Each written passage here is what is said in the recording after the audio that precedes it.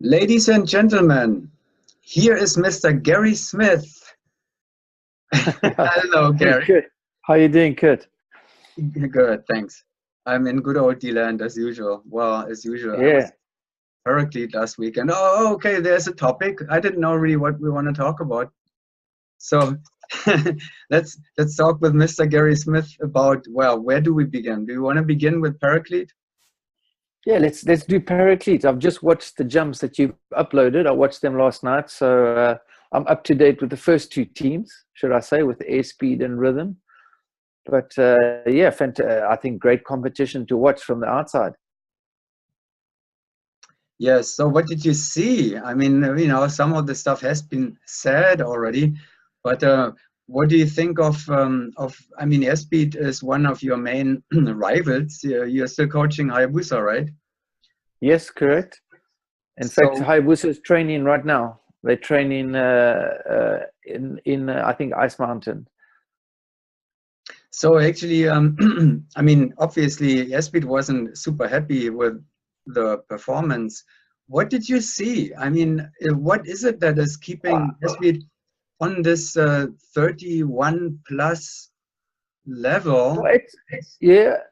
I mean, they're almost the same as what they did in Window. It's a slightly slower draw, I would say. In Window, they had two jumps with randoms, three randoms, and a block 4 and a block 3, and then they also had the 5-9D jump or 5D9 jump, which has maybe made things a little bit quicker in win games. And Arizona airspeed now did a similar average. So I don't think they were less. I don't think they kind of scored less, put it that way. But I just see that their flow seems a little bit slower. They need to like speed things up, the whole flow of the jump. But that comes with time, Kurt. As much as I'd like to discuss Wemby and Hayabusa, I think Arizona airspeed, it's just they need to keep pushing the speed, but they've got to keep everything in control. And as soon as they try and go too fast, which they did in win games, that's when they fell apart in the beginning of the meet. But rhythm, if I go back to Paraclete, rhythm definitely had a quicker exit now than what they had at win games. They put Doug inside the tunnel, so their entrance was quicker. So that definitely gave them a little bit more of an advantage. And again, they came up with, I think, the top performance of the meet was rhythm, barring one round. They really showed what they could do, and to hang on with the likes of Arizona airspeed, that's fantastic. And then came round 8. Yeah. Well, round 8, it just didn't get going for rhythm. Airspeed really lit that one alight. Rhythm had the same engineering, but it just didn't go. It kind of got stuck, and they could never get the flow, from the 6 finish into the B through to the 9. They were getting stuck on each point, where if I have to compliment airspeed, they just flowed through those points. They had one little glitch in there that I thought, I'm not sure if they were busts or not in it, but they had one little glitch in it, but they didn't slow them down. They just kept going. And I think airspeed, that's the rhythm that, for example, that I would say that the Hayabusa, the Wemby are trying to get into, what airspeed showed on round 8. And rhythm just didn't have it. It didn't have a bad jump, but it was just stuck. It is interesting as of psychology that it once again happened when airspeed was almost standing with the back to the wall, right? So Yeah. I mean, there's many things you can look at. I must say, it's a nice jump to do. I think the engineering was correct that both teams chose, but it came at the beginning of a day, so it was on the second day. Maybe it was the first time that rhythm had been so close to airspeed. So maybe they put themselves under too much pressure mentally, because they had the whole night to think of it. And on top of it, three of the rhythm members did an extra 8 rounds of flying. So was it fatigue? I don't think it was fatigue, because you only have to do 3 rounds. But maybe it was that little bit of extra pressure, knowing that, hey, we can win this, and all of a sudden we haven't been in that position that often. And it's the same as if I go to Hayabusa or Wemby, there is definitely a psychological game of, you know, as this meet starts, where are you? We've never been ahead, or we've never been behind. So then you have to always play it as a coach. You always have to look at where they are and try and help balance and try and keep your guys in check. To Edway, what did you, how did you like your former Falcons perform? Did you see their videos already? Or? Yeah, I loved watching them. I mean, I know them. I was watching each slot. In fact, I even watched some of the jumps twice to see how they were doing it. I liked Jeremy's coaching with them. They're starting to get a quicker flow, which I think is great. They upped their performance by, I think the best they had with me was in the 25s, and now with Jeremy, it's into a 27 already. So it's a good step for them. Obviously, the problem for them is they've got this new US team. But if I just look at the videos and I watch the guys flying, I know it's from a long distance, the top of the tunnel. But for me, it was great to see. I miss those guys, and I've had a long history with them. And I really think Jeremy's going to go a long way with these guys. I hope so. I hope they can keep that whole thing going. He got them up 20 points, 2-point average. So if he can keep that going, and it's only short term that he's been with them. So let's give him another year with them and see what he can do, you know. But exciting. And I hope for them they feel the same. I'm pretty certain they do. So it could become even more interesting going to Russia next year then. Yeah, for sure. Golden Knights and then Parakeet XP8. What are the Golden Knights? Are they completely now in a hopeless situation, or what do you think? I think in the tunnel, it's different to in 8-way for sure than in free fall. And we know that the Golden Knights are going to go and jump their butts off. They'll be out there jumping and jumping and jumping. So I think the gap will not be as big. And we know that the XP 8-way, they did a high 17, nearly an 18 in Chicago last year, Chicagoland at the US Nationals. So if they can get that to a 19 or 20 in this year, great. And where would the Golden Knights be? I think they would be starting around about a 15 and free fall, 14, 15. Can they get up? So I don't think the gap's that huge, you know, in free fall. In the tunnel, of course, we all know the tunnel's a little bit unrealistic in 8-way. You take the shortest turn, you pick up the grip closest to you, and if everyone's going that same speed, you can really light a fire. And watching the XP8, they were going super fast, sometimes I think too fast, but I'm sure BK and Kirk Werner with the experience will debrief the videos and have a look at it. But there's some of the stuff there that I think they were touching on and off so quickly that I don't think that's going to fly in Wemby, in Lille. They'll get caught on some of that stuff that I don't know if it passed or not, because I never saw any score sheets. I just saw the scores, the raw tally. But I think there's some stuff in there that I don't think it's going to pass at a world meet level. Let's switch from the from the Qatar Falcons to the Qatar Tigers. So that's the team now, and that's my new team. Yeah. And they scored high too already at the Wind Games. Yes, nearly a personal best on their draw. So I think the biggest thing that they were so excited about is they never blew around or even two. And the history that they've had is every time in competition they get themselves going, and then all of a sudden they explode and they out of the running. And this meet they really enjoyed because they were kind of hanging in with close to airspeed, and they were coming out and even thinking that they did not have a good ground, and they were only 1 point behind airspeed. And I know airspeed had more busts than what they wanted, but speed-wise, the Tigers were not that far behind airspeed, and it's the first time they felt that. And I just think again they flew super well. But mentally, for me, I'm hoping to try and clean everything up for them. That even when we're training, we're trying to fly everything a little bit slower, a little bit cleaner, because the speed has always been there. They can fly quick. It's just a case of not exploding right now. And that will be the goal, even going to Bedford and going to Lille. It's too short of a time to make a huge step. But if we can close the gap by 10 points, like 1 point in average, it'll be huge for us, you know. And part of it is just not making the mistakes. Yeah, Jeremy gave you great credit, or gave the team, the Tigers, great credit for exactly what you said, that they did not have a bad round, basically, so which was a Yeah, part of their competition in the past. Did you yeah, work on that? Did yeah. you make an effort to Yes, for sure, for sure. I speak to, I mean, all the teams, be it Hayabusa, I speak to them before the meet, what we should be expecting mentally, what we have to go into, and then round by round, I let them know where they are, type of, not what the score, but almost mentally where we are, and they have to trust themselves as they're going through it. So I always sit there and I try and speak, and a lot of the stuff is repetitive, and I'm saying the same thing, but sometimes from a slightly different angle, and you know that some jumps, they are more nervous at because it's going to go quick and it's got memory in it. And then you're just trying to, blast them with some confidence and as little red flags as possible. But yes, we did work. We spoke before the meet and during the meet, and I was very impressed with them, how they dealt with it, even though we didn't feel like we had a great round 5 at the end of the day. The 9D5 jump, it didn't go almost exactly what Rhythm had on the round 8 in Paraclete. We didn't do bad. Like, they were so scared of having a brain lock that they actually didn't attack the jump. They just went and flew it.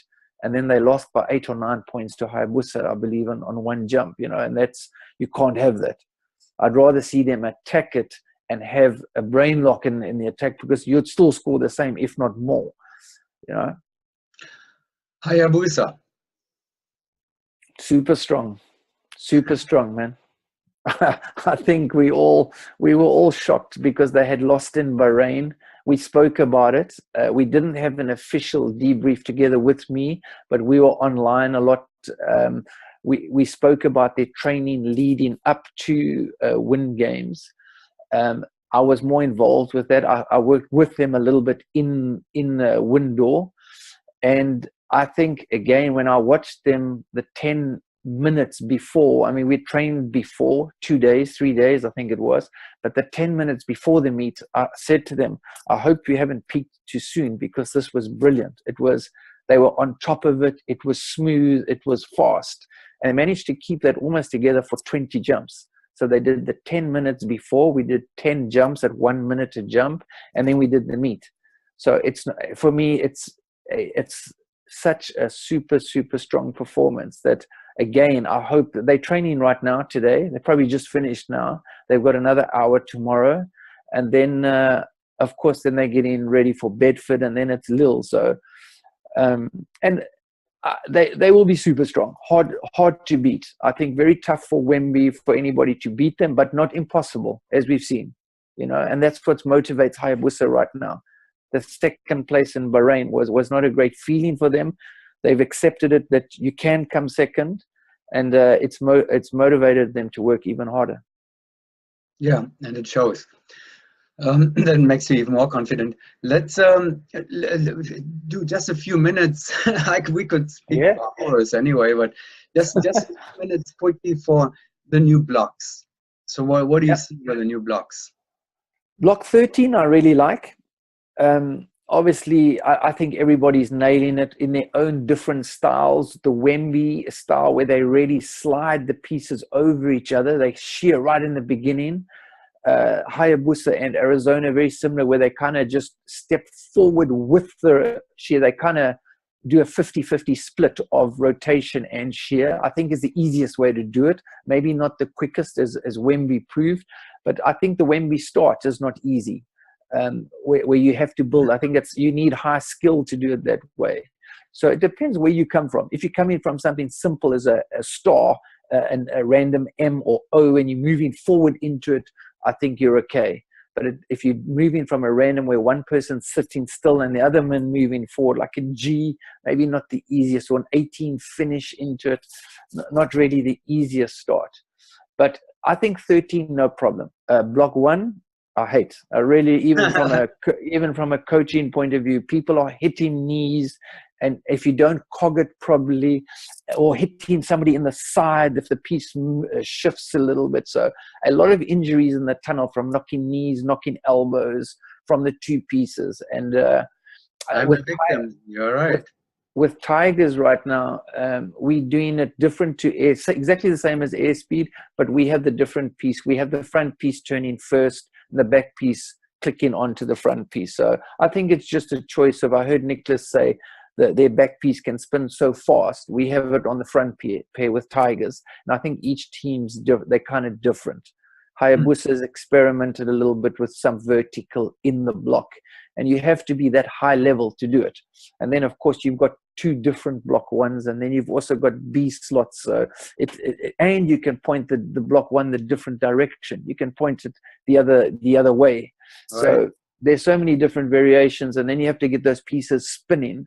And if one pair is too close to the center point, you're going to hit the other pair unless you cog it or play with the vertical. So we've had a lot of injuries with that block and frustration. So not my favorite. Wow. That's interesting. I mean, I see those collisions all the time, and they are painful. I mentioned earlier briefly, I was victim of that too. And I have bad knees, so and knees, elbows hitting each other in the side, legs into the side. It's like an ice hockey. You have to come out with ice hockey guards for that block. And what about 13? Do you think that 13 will be the final technique, or do you think that somebody will eventually switch to using the current 18 technique? We've looked at it, but it's too difficult of a finish, to make it. And those teams are building that thing and getting through so fast that no, I don't think so. I think it will stay like where it is. If people go the other way, the reverse finish, the 18 finish is very difficult. No, I haven't tried it yet, but it looks interesting. So isn't the finish, wouldn't it be similar to like the 6 finish for landing when the point has to land it, or similar to the current 18? I mean, what's the difference? I mean, it's a compressed accordion to finish in. So I see that it's but you're becoming slightly backwards into it when now you're coming forward into it. So now we're losing a little bit here, Gary. Hang on for a second. Oh, sorry. Oh yeah, okay. Now you're back. So let's repeat this. So you're coming forwards into it, you say? Yeah, the way we're doing it now, you can rotate it and you can see the finishing point. Where if you went the other way, it's finishing over your inside shoulder, so you'd be your knee would be there before your grip. I think the sight will be your biggest limiting factor on that one. How much time did they spend on trying it, that technique? Hayabusa, I would like to say, spent sessions and sessions of building from every random into the block, every block finish into block 13, back and forth, back and forth, back and forth. And with the Qatar Tigers, I just shortcutted it, and we kind of took a little bit what we knew Hayabusa was doing, and then you perfect your own style. Which one? The same one as airspeed's doing, except we don't take the high grip. We take the wrist grip and we go through. A little bit more flexibility, a little bit easier on the build. Yeah. As soon as you're looking for high grips, for me, I'm not saying it takes longer, but you have to be in the position. It's almost like a block 11 where you have to take that arm grip. But you get so used to doing it that they build it pretty quickly. But with the Tigers, we just take the wrist. So it's a typical block where the team has to figure out really what the best one is for this. What works best for them, exactly. But it's not, but technically not difficult. Yeah, I think block 13 has to be technically like in the old days block zigzag marquee, which they always said block 21 was the boogie block. Everybody could do it. 13, I'm going to say, is going to be even easier in that sense. As long as you don't hit knees with somebody, you can just go forward, and you can do the block. But block 1, be careful. Block 1, block 1. Everybody. Yeah, it might look like a boogie block, but for sure it's not. Put the knee pads on and the elbow. Yeah, knee pads, elbow pads, every pad you can find. All right, Gary, thank you very much for all the insights, and we'll see very soon 2 more events. Yes, fantastic. Looking forward to it, because I hope we, yeah, for sure. Looking forward to seeing you in Bedford and then also in Wembley, in Lille. All right. Thanks a lot. And hang in there in the cold Dutch weather. And it's getting dark, as you can see in my window here. All right.